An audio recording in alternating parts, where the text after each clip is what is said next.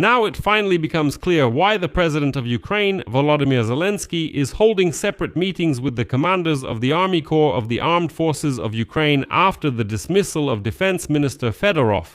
These were not just reports on the situation at the front. These were auditions for the new commander-in-chief of the Ukrainian Armed Forces.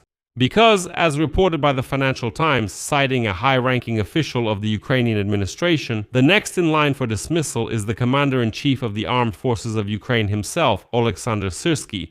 Zelensky is considering his dismissal amid, I quote the Financial Times, the biggest crisis of military leadership during his entire presidency. And here's what's telling. A week ago, Zelensky chose Syrskyi, sacrificing Fedorov, and today he's already looking for a replacement for Syrskyi. What has changed in a week? Well, maybe public pressure played a role, maybe the protests had an influence.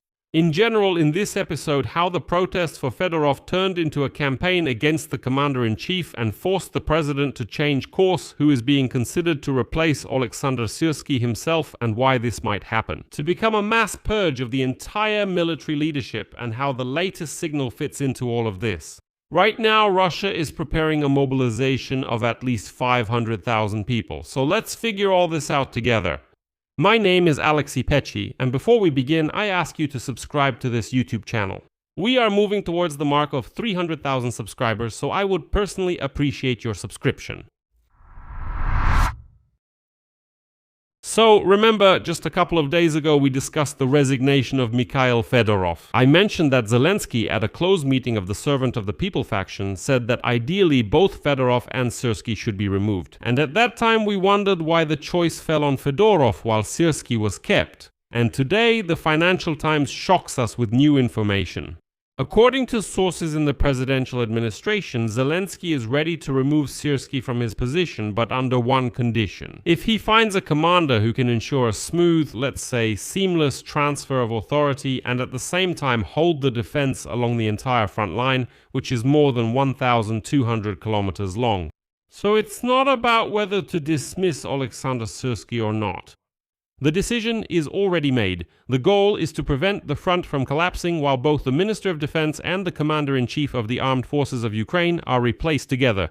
And that's exactly why the president is gathering the commanders. We can see that for the second day in a row, commanders of different army corps and regiments are coming to him one by one to report. The Financial Times writes directly that this weekend Zelensky is meeting with the military to hear their assessment of the situation on the battlefield and to interview candidates for the position of Commander-in-Chief. So this is not just an attempt to hear reports from the front. No, this is exactly what the Financial Times reports. An interview. So this is exactly the selection process we talked about. According to Ukrainian sources, interviews with the candidates are expected to take place over the weekend on July 18 and 19. Although, let me remind you, there were already certain meetings on the 17th and Zelensky even made an interesting promise. Zelensky confirmed that he had listened to reports from combat commanders about the situation in the most tense areas and announced that a meeting of the Supreme Commander-in-Chief's headquarters would be held. And now the key point, which the Financial Times states directly and which is now turning the whole picture of the past week upside down. I quote, President Zelensky started considering dismissing Oleksandr Syrskyi after protests over Mikhailo Fedorov's firing escalated into a wider campaign against the commander-in-chief on Friday night. Thousands gathered outside the presidential administration, marking one of the biggest protests in years. The public supports the commander-in-chief. Syrskyi out. And it's the street, not behind-the-scenes intrigues.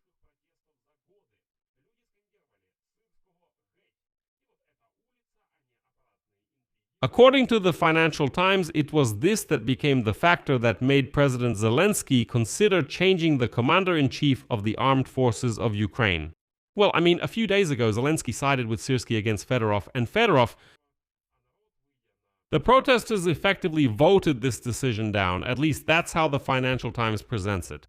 And to understand why everything got so complicated, let's take a step back to what Fedorov himself said. Let me briefly remind you, at the briefing after his dismissal, he revealed the main thing, that it was Oleksandr Syrskyi who gave the president of Ukraine an ultimatum, either the commander-in-chief or the minister of defense. According to him, Fedorov suggested to Zelensky a radical personnel decision to replace both the commander-in-chief Syrskyi and the chief of the general staff Hanatov, meaning both at once. Moreover, Fedorov's wording is telling, quote, "We have no other choice if we want to defeat the enemy asymmetrically with minimal losses." Well, and at that time, according to Fedorov, Zelensky did not support this replacement, and now here's a detail that explains why replacing Syrskyi might not be a targeted move but could turn into something bigger. But I would say a massive purge or a wholesale replacement of the entire armed forces leadership. Remember what Zelensky said at the closed meeting with the Servant of the People faction, according to Ukrainska Pravda, quote, "Honestly, both Fedorov and Syrskyi should have been dismissed, but right now I can't dismiss both of them." That is, the president himself admitted that the commander-in-chief also needed to be replaced. He just couldn't do it at the same time as the defense minister so as not to bring everything down at once. But definitely not at the same time as the defense minister so as not to bring everything down at once. Now he really is removing Syrskyi. If we believe the data from the Financial Times, then it makes sense that his entire team will be replaced as well. Well, as they called it during the protests, the post-Soviet bloc, including the general staff of the armed forces of Ukraine. That's why it's not surprising if this triggers a chain reaction and leads to the replacement of the entire top leadership of Ukraine's armed forces. Continuation. What is the root of this conflict anyway? It was perfectly formulated by the head of the Public Anti-Corruption Council under the Ministry of Defense of Ukraine, veteran Yuri Gudimenko. As he put it, quote, "This is a conflict between a young technocrat and a general shaped by the predominantly post-Soviet military tradition.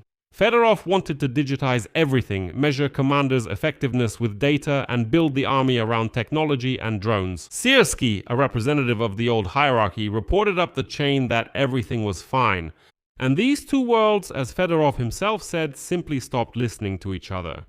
And here it's worth recalling the devastating quote from the former chief of staff of Azov, Bogdan Krotovich.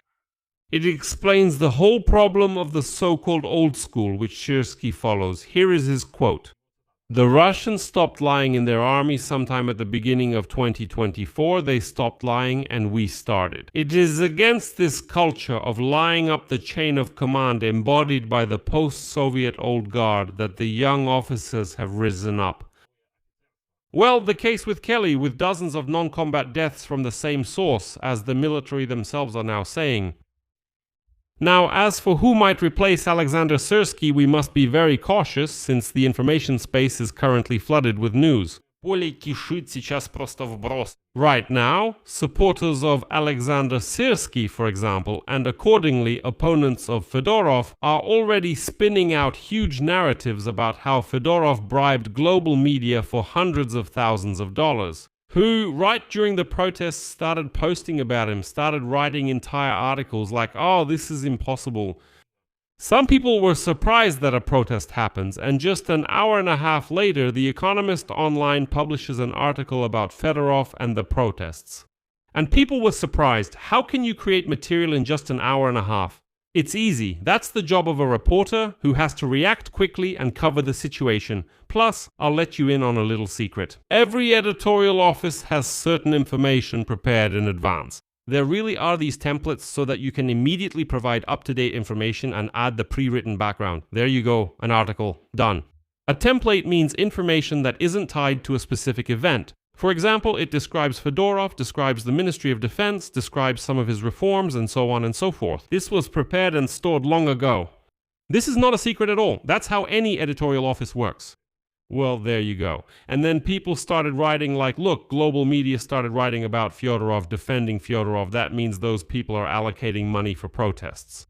This money is allocated for commissioned articles and so on and so on. In general, there is this side to it. You can't ignore it. But nevertheless, this information wave is being pushed right now. There you go. At the same time, the Financial Times doesn't mention any official names of candidates to replace Syrskyi.